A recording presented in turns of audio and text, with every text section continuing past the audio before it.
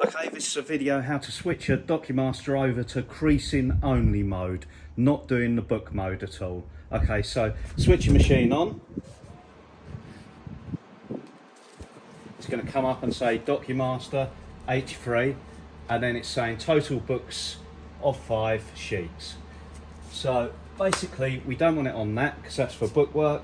So what you need to do is go to setup just there, okay, and then press this number one button, which is representative of 10mm, and turn the toggle backwards anti-clockwise 1 click.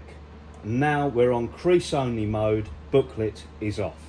Okay, so then we can just go forwards with the toggle switch without pressing anything. It's going to say first crease, and for instance if you want that crease at say 148, what we're going to do here is go in increments of 10mm to 150, and then in increments of 0.1mm back to 148, or 148.5 to be precise, 148.5. When you're ready, take it off of setup to the ready position, and then put the 2 switches on, and then you feed down and it will feed the work.